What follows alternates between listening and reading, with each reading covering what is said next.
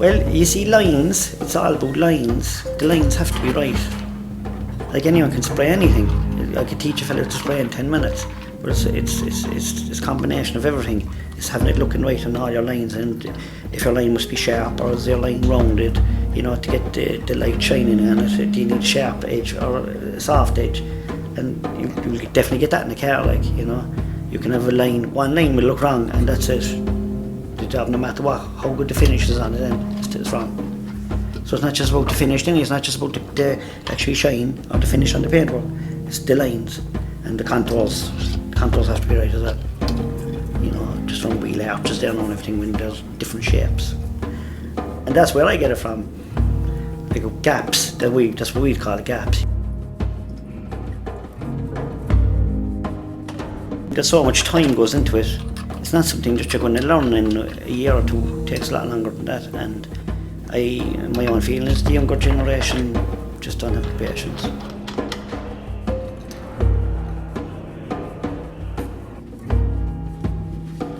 It's not physically hard, but mentally hard. It's mentally hard. There's two ways. It's very rewarding when it goes right, but you could spend a lot of time preparing.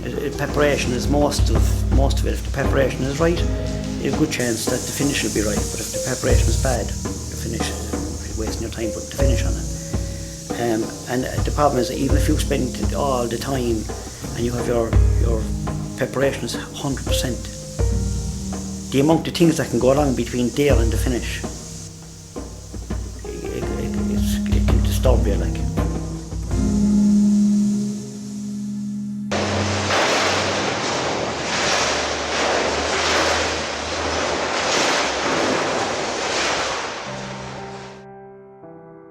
Przyjechałam do Korku w 2005 roku.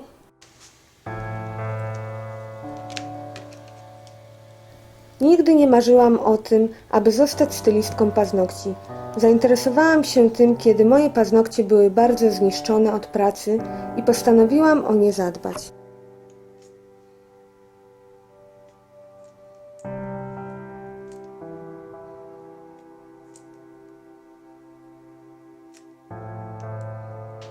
W tym celu wybrałam się do specjalistki, która zajmuje się odnową i zdobieniem paznokci. Odkryłam, jak pięknie można dbać o paznokcie. Postanowiłam odbyć kurs w tym kierunku.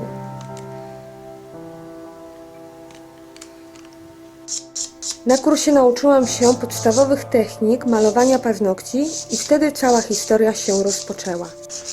Sama zaczęłam zajmować się stylizacją paznokci.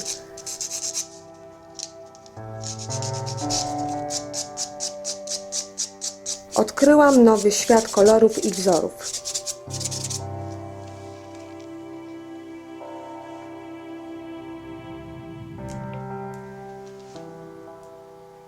Malowanie paznokci wymaga perfekcji i skupienia. Moi przyjaciele są zachwyceni moją pracą.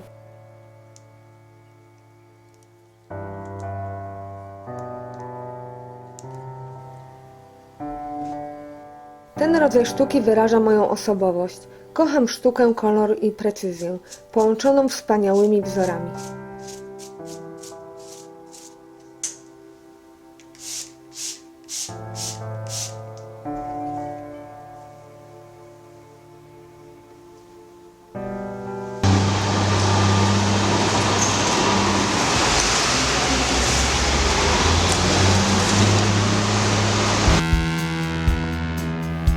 I am small in stature. On occasions I must revert to the ancient Egyptians. That's to engineer. Use the fulcrum and the lever.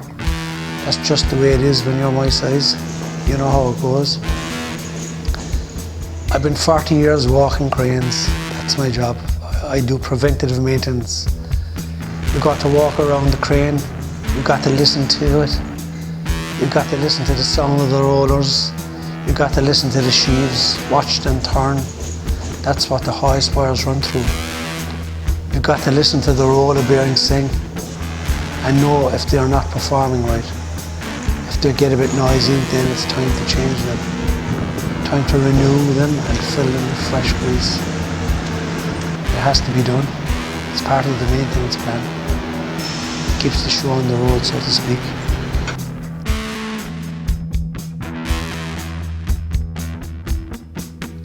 Cranes can be compared to human beings. They must be cared for as if it were so. The structural steel sections and latticing, they're the bones. The hoistwares, the muscles and tendons. The electrical cabling, the veins. The power that runs through them, the blood. The programmable logic control, the brain. That's our cranes.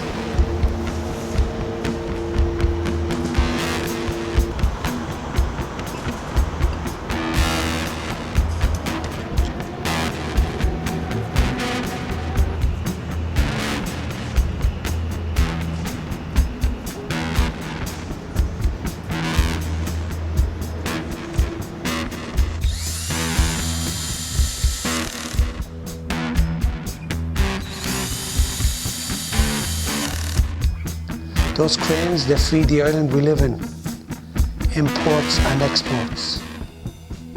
Everything you could think of that we used to live on. Averaging 25 tons a box. 800 boxes on a busy day. 20,000 tons. Going to and coming from every corner of the world. Our little city. Charming and pretty.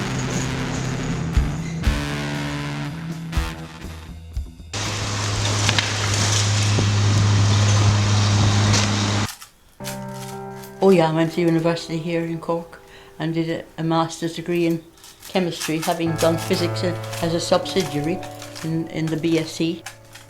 Of course, when I was a student, there were only 1,000 at the university. My brothers and I, we were one of 1,000. There are now, I think, 18,000, aren't there? There were only three women in our class who did chemistry and physics. I suppose there were might have been about 10 men, I'd say. As far as I recall, maybe 15 men and 3 women. It was subconsciously. I mean, it wasn't a conscious. It wasn't a positive thing. It must have been subconscious.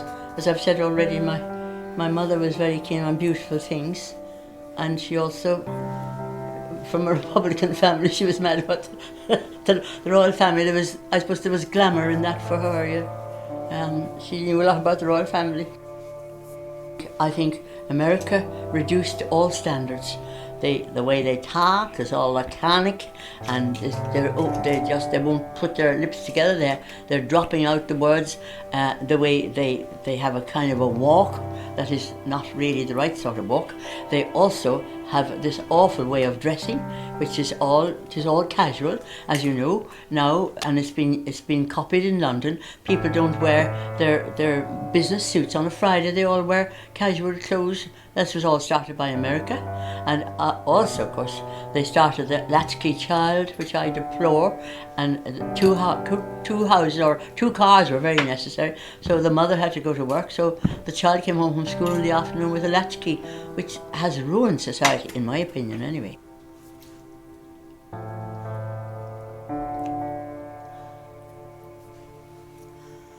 Done.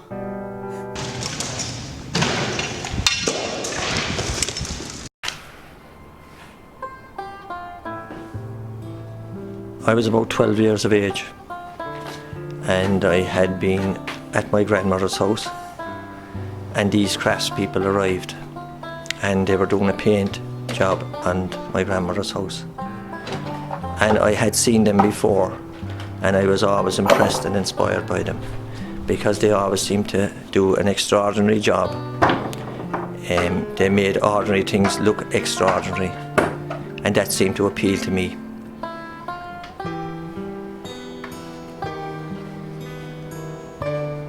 I started my apprenticeship with a very good company here in Cork, and I took it from there, and it advanced over the years, and I've had very rewarding years with it. It's given me a good lifestyle, it's given me a good living, and most of all, it's given me great satisfaction.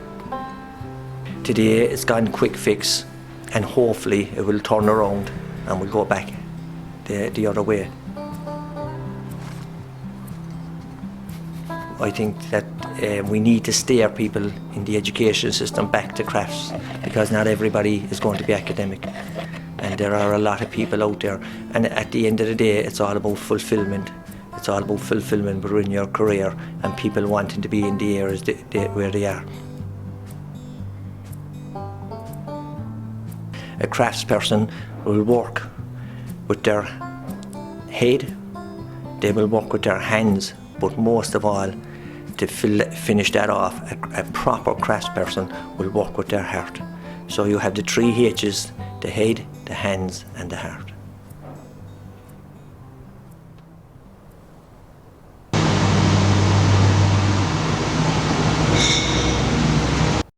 So I started in a very small shop, and it's a very busy place for people coming from all sorts of areas of the south side into town.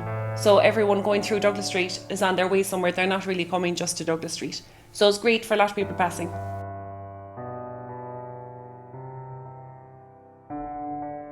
Well, I suppose learning, you're going slowly. And then when you get good at it, you really have to go fast because, well, time is money, firstly. But also, people are waiting, people don't want to wait. So you have to make something really quickly, you have to do all of this. Okay. So it's just going over and over it again. At the beginning I was much slower. Now I could do it really with my eyes closed, I think. I am definitely a perfectionist when it comes to floristry. Maybe not so much at home.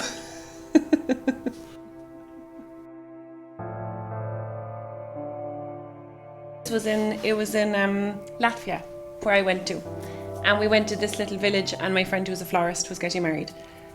And it was so crumbly, and they didn't even have lighting because of, I can't remember how they called the recession, you know, like the crisis. They kept saying because of the crisis. We had to walk home in the dark. You know, they didn't have electricity. Everything was so crumbly, but it was so beautiful because they had big, huge, bursting flower baskets just hanging off these awful falling down buildings and look gorgeous.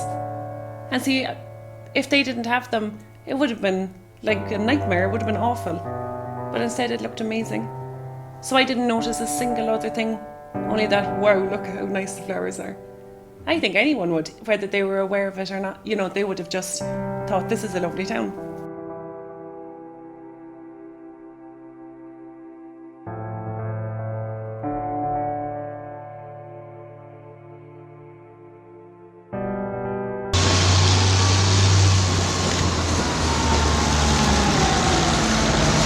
Basically, I started working in the butchers when I was 17 as a summer job, just once a week, work every Saturday, and continued on working there after the summer, and was there for about 2 years. And I started watching the butchers, and I was like, that looks like a really interesting job, you know, and kind of bored of just standing on the counter and filling the trays. I want to be inside there with the lads, you know.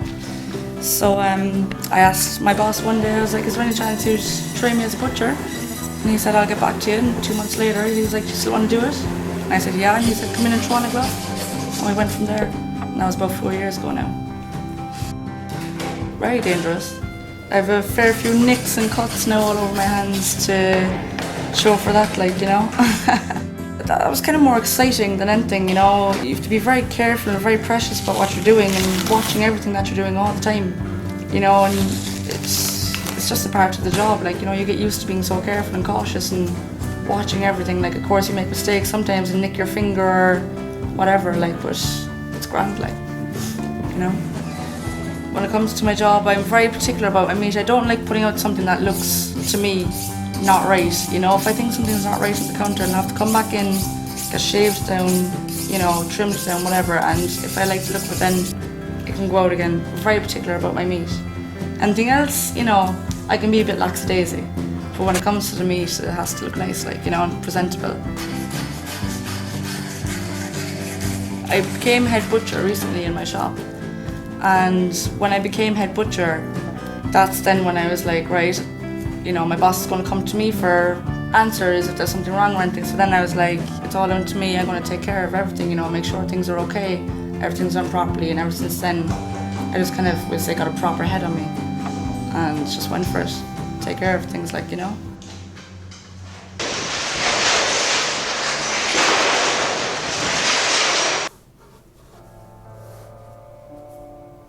When I grew up in Cove, came from a loving, happy family who were very interested in sport and the whole lot.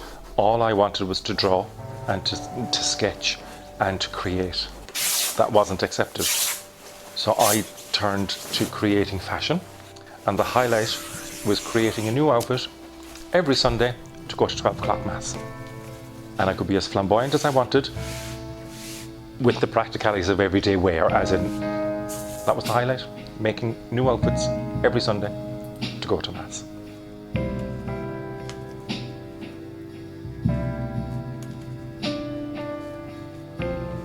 When I was a kid growing up, you could always tell a foreign student just by their style and the way that they dress and the way that they look. But they've seen that from their parents, they've seen it from everybody that's living around them. Whereas we had to create that because we didn't really have our own sense of style for a long time. But I think it's happening. I think the young, and I'm going back the past 20 years, I think we've started to create our own style. We're not afraid of style, we're not afraid to show who we are, and to dress accordingly.